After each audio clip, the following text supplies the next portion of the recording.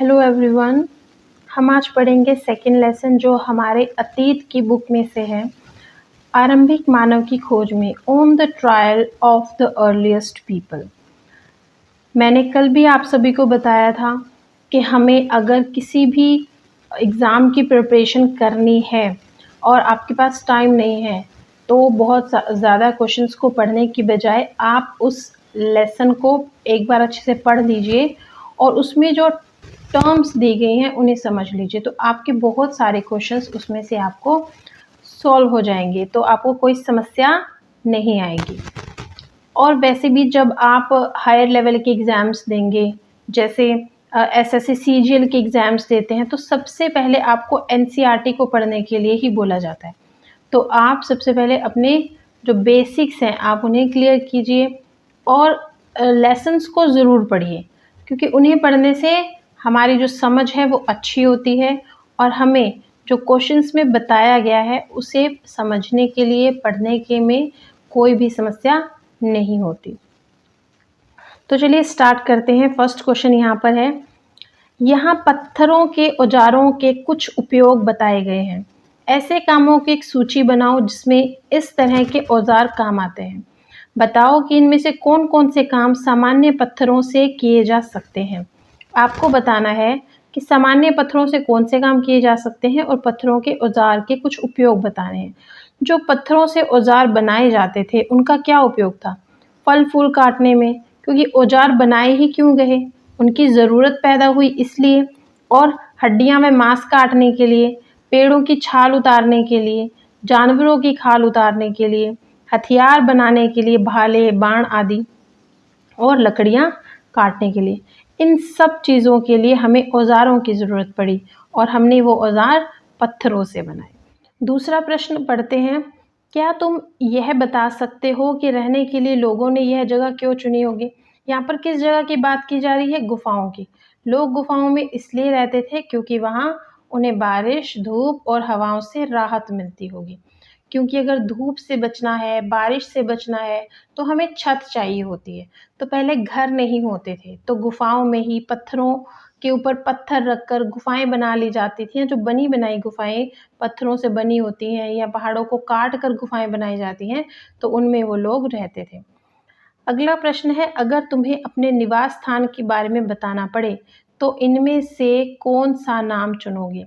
अगर आपको अपने निवास स्थान के बारे में बताना है तो आप क्या चुनना पसंद करेंगे? तो आपको इन 4 ऑप्शंस में से उत्तर बताना है। हमें यहाँ पर अपने निवास स्थल के बारे में बताना है, यानी जहाँ पर हम रहते हैं। तो हम जहाँ रहते हैं उसे हम आवास कहते हैं। तो जो इसका सही उत्तर बनेगा वो बनेगा आवास, यानी कि क ऑप्शन। उद्योग स्थल वो है जहाँ पर लोग काम करते हैं, आजीविका कमाते हैं। अगला प्रश्न पढ़ेंगे, आज हम आग का उपयोग किस लिए करते हैं?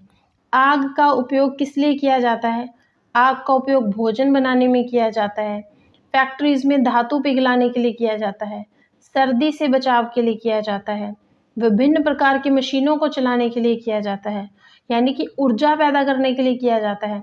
तो बहुत सारे ऐसे कार्य हैं जिन्हें हम आग के माध्यम से करते हैं, यानी आग का उपयोग इन सब चीज़ों में किया जाता है। अब आपको इसमें लिखना है कि एक आपको चित्र दिया है, पृष्ठ नंबर 13, एनसीईआरटी की बुक में है ये। इस दौरान बनाए गए औजारों में तुम्हें कोई बदलाव दिखाई देता है? ये औजार 10,000 वर्ष पूर्व बनाए गए थे। ये औजार आमतौर पर बहुत छोटे होते थे, इन्हें आसानी से दूर फेंका जा सकता था। नवपाषाण का क्या मतलब होता है? अब यहाँ पर जो प्रश्न बन सकता है, नवपाषाण क्या है, तो वही सेम प्रश्न ही यहाँ पर पूछा गया है कि नवपाषाण का क्या मतलब होता होगा। नवपाषाण युग में मनुष्य स्थायी जीवन व्यतीत करने लगा था, क्योंकि जब पहले का समय था तो जहाँ पर खेती की और वो भूमि बंजर हो गई, उस भूमि को छोड़कर आगे वाले स्थान पर चले गए ताकि वहाँ पर भूमि पर कृषि की जा सके और अपना जीवन चलाया जा सके। परंतु नवपाषाण युग में मनुष्य स्थायी जीवन व्यतीत करने लगा, कृषि के साथ साथ पशुपालन भी करने लगा, बर्तनों का उपयोग चीज़ों को रखने के लिए किया जाने लगा। आप इसमें और भी बहुत सारी चीज़ें लिख सकते हैं जो नवपाषाण में होती थी। अगला प्रश्न है, इन मनकों का प्रयोग किस लिए किया गया होगा? तो इन मनकों का उपयोग ज़ेवरात बनाने के लिए किया जाता होगा। वहाँ पर एनसीईआरटी की बुक में आपको चित्र दिए गए हैं और उसी के माध्यम से आपको इनके उत्तर लिखने हैं। आज हमें शतुरमुर्ग कहाँ मिलते हैं? आज हमें शतुरमुर्ग अफ्रीका के वनों में देखने को मिलते हैं। अदरवाइज़ शतुरमुर्ग हमें देखने को नहीं मिलते। क्या तुम दूसरे स्थान के पुरास्थलों के बारे में बता सकते हो? तो दूसरे स्थान के पुरास्थल कुछ मरुस्थलों पर झोंपड़ियों और घरों के निशान मिले हैं और आरंभिक कृषकों और पशुपालकों के पुरास्थल भी मिले हैं। यानी पहले लोग पशु कैसे पालते थे, कौन से पशु पालते थे, इन सब चीज़ों का वर्णन उसमें है। अब यहाँ पर हमारे पास एक पैरा दिया है, एक पैराग्राफ दिया गया है। इसमें से हमें प्रश्न छांट कर लिखने हैं। तो हम क्या करेंगे, पहले इसे पढ़ेंगे और समझेंगे। अपने एटलस में फ्रांस ढूंढो। और अगर हम अपनी नॉलेज को एनहांस करना चाहते हैं तो साथ में जो भी जगह का नाम आता है आप उन्हें मैप में ज़रूर देखिए और मैप में देखने के साथ साथ उसकी राजधानी, उसकी करेंसी के बारे में हमें ज़रूर पता होना चाहिए। तो अगर इन चीज़ों को हम अभी से करते चलेंगे तो आगे चलकर आपको अपने एग्ज़ाम्स को क्लियर करने में कोई भी समस्या नहीं होगी। यह चित्र फ्रांस की एक गुफा का है। इस पुरास्थल की खोज लगभग 100 साल पहले 4 स्कूली छात्रों ने की थी। इस तरह के चित्र लगभग 20,000 साल पहले से लेकर 10,000 साल पहले के बीच बनाए गए होंगे।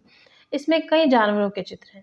इसमें जंगली घोड़े, गायें, भैंस, गैंडा, रेनडियर, बारहसिंगा और सूअरों को गहरे चमकीले रंगों से चित्रित किया गया है। इन रंगों को लौह अयस्क और चारकोल जैसे खनिज पदार्थों से बनाया जाता था। यह संभव है कि इन चित्रों को उत्सवों के अवसर पर बनाया जाता था। फिर इन्हें शिकारियों द्वारा शिकार पर निकलने से पहले कुछ अनुष्ठानों के लिए बनाया जाता रहा होगा। यहाँ पर हमें कुछ जानवरों के चित्र दिखाई दे रहे हैं। क्या तुम इन्हें बनाने का कोई और कारण बता सकते हो? तो हाँ, बता सकते हैं हम इसके कुछ कारण।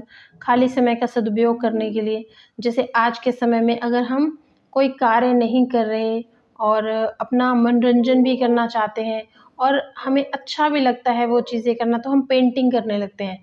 तो इसी तरह से उस समय में भी ऐसा किया जाता होगा। शिकार करने की योजनाएं तैयार करने के लिए कि हमें शिकार करना है तो किस तरह से करना है। यहाँ पर हमारे पास कुछ वाक्य हैं, इन्हें पूरा करना है। पहला है, शिकारी खाद्य संग्राहक गुफाओं में रहते थे क्योंकि उन्हें गर्मी, सर्दी, बारिश आदि से बचना होता होगा। तो इससे रिलेटेड हम उसमें उत्तर लिखेंगे, उन्हें बारिश, धूप व हवाओं से राहत मिलती थी। घास वाले मैदानों का विकास कितने साल पहले हुआ? तो घास वाले मैदानों का विकास 12,000 साल पहले हुआ। आरंभिक लोगों ने गुफाओं की किस पर चित्र बनाए थे?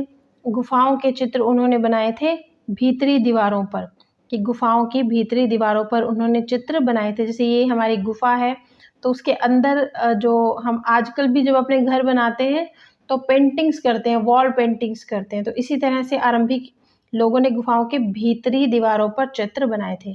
हुसंगी में डैश से औजार बनाए जाते थे।